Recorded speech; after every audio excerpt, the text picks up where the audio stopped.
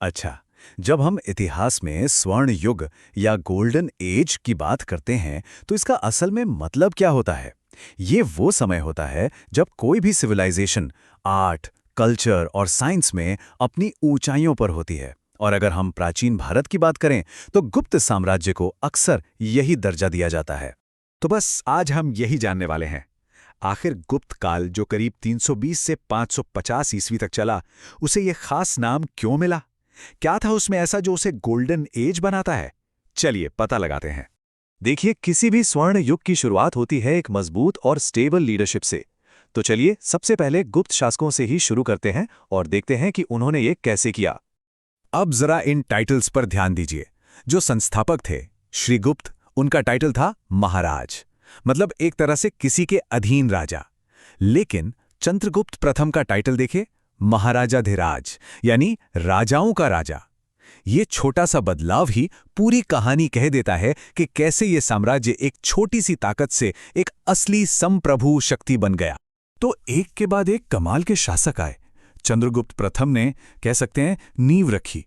फिर आए समुद्रगुप्त, जिन्होंने अपनी जीत से साम्राज्य को बहुत बड़ा बना दिया। और फिर चंद्रगुप्त द्वितीय के टाइम पर तो कल्चर अपने पीक पर पहुंच गया। मतलब इन राजाओं ने वो शांति और खुशहाली का माहौल बनाया जिसमें समाज तरक्की कर सकता था। समुद्रगुप्त की तो बात ही अलग थी। वो इतने जबरदस्त विजेता थे कि एक इतिहासकार V.A. स्मिथ ने उन्हें भारत का नेपोलियन तक कह दिया।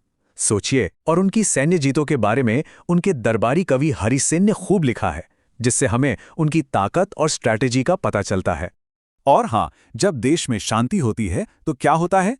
कला, साहित्य, कल्चर, ये सब फलते फूलते हैं। तो चलिए देखते हैं कि इस दौर ने हमें कल्चर के मामले में क्या-क्या अद्भुत विरासत दी है। इस दौर में ना संस्कृत राज दरबार की भाषा बन गई और इसका असर ये हुआ कि लिटरेचर में मानो एक धमाका सा हो गया। कवियों और लेखकों को अपनी क्रिएटिविटी दिखाने का एक जबरदस्त मंच मिल गया और एक से बढ़कर एक रचनाएं सामने आई। और इस कल्चरल बूम के सेंटर में कौन थे? महाकवि कालिदास, जिन्हें अक्सर भारत का शेक्सपियर भी कहा जाता है। चंद्रगुप्त द्वितीय के दरबार में उन्होंने ऐसे ऐसे नाटक और कविताएं लिखी जो आज भी लोगों को हैरान कर देती हैं। उनकी खूबसूरती और इंसानी जज्बातों की गहरी समझ के लिए सिर्फ नई किताबें ही नहीं लिखी जा रही थीं। इसी दौर में भारत के जो सबसे बड़े ग्रंथ हैं ना, जैसे महाभारत और रामायण, उन्हें उनका फाइनल रूप दिया गया। जो आज हम पढ़ते हैं वो काफी हद तक इसी समय में तैयार हुआ था। आर्किटेक्चर के लिहाज से भी ये टाइम एक तरह का रेवोल्यूशन था। एक तरफ तो अजंता की गुफाओं में कमाल की पेंटिंग्स और मूर्तियां बन रही थीं, और दूसरी तरफ देवगढ़ के दशावतार मंदिर जैसे पत्थर के मंदिर बनने शुरू हुए। यहीं से भारत में मंदिर बनाने की एक परंपरा की सही शुरुआत हुई। लेकिन रुकिए, कहानी सिर्फ कला और साहित्य की नहीं है। गुप्त युग साइंस और मैथ्स में भी बहुत आगे था। चलिए अब उन कमाल की खोजों पर नजर डालते हैं जिन्होंने इस दौर को सच में खास बना दिया। ये जो आप देख रहे हैं सिर्फ एक नंबर नहीं है, ये है शून्य, और ये इंसानी दिमाग की सबसे बड़ी छलांगों में से एक है। जीरो के कॉन्सेप्ट ने मैथ्स और साइंस के लिए न जाने कितने दरवाजे खोल दिए।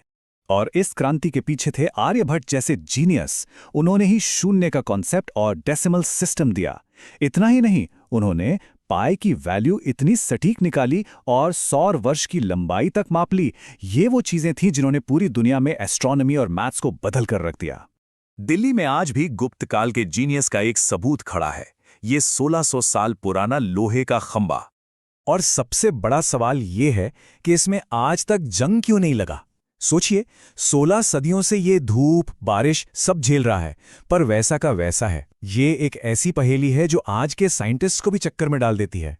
तो इसका राज छिपा है उनकी कमाल की मेटलर्जी में। उन्होंने लोहे में हाई फॉस्फोरस का इस्तेमाल किया और कुछ ऐसी एडवांस तकनीकें लगाईं जिससे एक ऐसा मिक्सचर तैयार हुआ जो बहुत ही प्योर और टिकाऊ था। ये उनके कारीगरों के हुनर का एक बेजोड़ नमूना है। लेकिन क्या हर गोल्डन एज में सब कुछ सुनहरा होता है? किसी भी दौर को सही से समझने के लिए उसकी पूरी तस्वीर देखनी पड़ती है, जिसमें उसके अंधेरे कोने भी शामिल होते हैं। ये एक शिलालेख है, भानुगुप्त का एरण शिलालेख, और ये हमें एक बहुत ही भयानक सामाजिक प्रथा का पहला पक्का सबूत देता है, जो इस सुनहरे दौर की काली सच्चाई को सामने लाता है। यह शिलालेख सती प्रथा का पहला रिकॉर्ड है। इसमें लिखा है कि गोपराज नाम के एक सेनापति की पत्नी ने पति की चिता पर आत्मदाह कर लिया था। यह हमें याद दिलाता है कि इतने तरक्की पसंद समाज में भी कुछ बहुत ही गहरी और बुरी कुरीतियां मौजूद थीं। तो एक तरफ इतनी कमाल की उपलब्धियां और दूसरी तरफ ये सामाजिक मुश्किलें, इन सब को देखते हुए क्या हम वाकई इसे स्वर्ण युग कह सकते हैं? चलिए एक फाइनल फैसला करते हैं।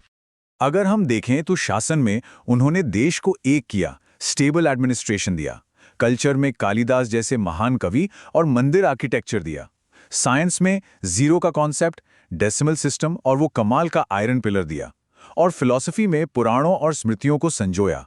मतलब इन लोगों ने एक ऐसी विरासत छोड़ी जिसने इंडिया और दुनिया के इतिहास का रास्ता ही बदल दिया।